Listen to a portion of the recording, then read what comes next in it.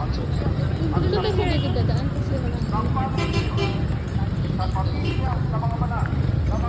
Punta tayo doon sa ano. Mag-church tayo.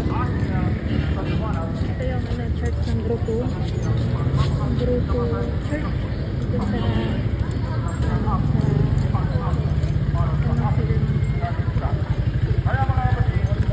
dito tayo naglalakad sa side na.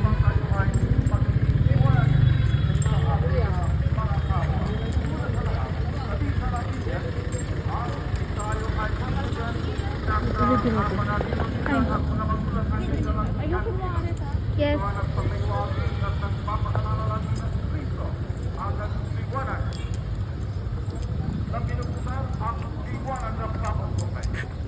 Sorry po.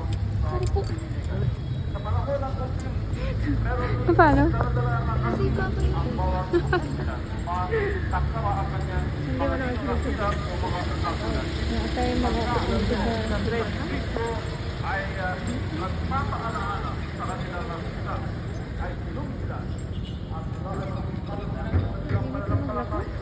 at kaya palagi alalian ang kanilang kahiwida upang iwalagan sila palagi sa kanilang araw-araw pamumuhay hanggang sila ay sumako doon sa pagtanggap ng pagbabalik loob sa Diyos. At kaya ang pagtanggap ng pagbabalik loob o kumpisal ay laging mayroon ding kandila hanggang ang lahat na nakatanggap ng kumpisal ay hanggang na para sa pagtanggap ng kandila.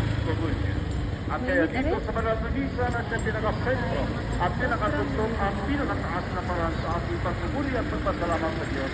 Nariyan lagi ang mga kandila.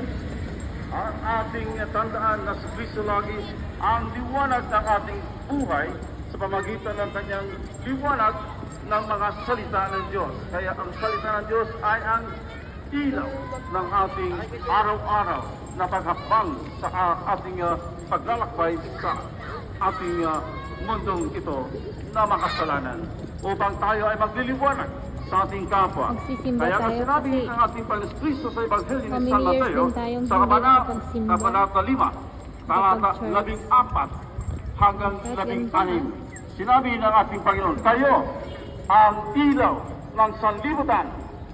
Walang tao na sisindi ng ilaw at pagkatapos ay inilagay iyon sa ilalim ng panga. Sa halip, inilalagay iyon sa talagang tatungan upang mapanglawan ang lahat ng nasa bahay. Kaya hindi naman dapat ninyong ipaliwanagin ang inyong ilaw sa harap ng mga tao upang makita nila ang inyong mabubuting gawa at papurihan ang inyong nasa bahay. Kasi mainit ito banta dito tayo sa ano.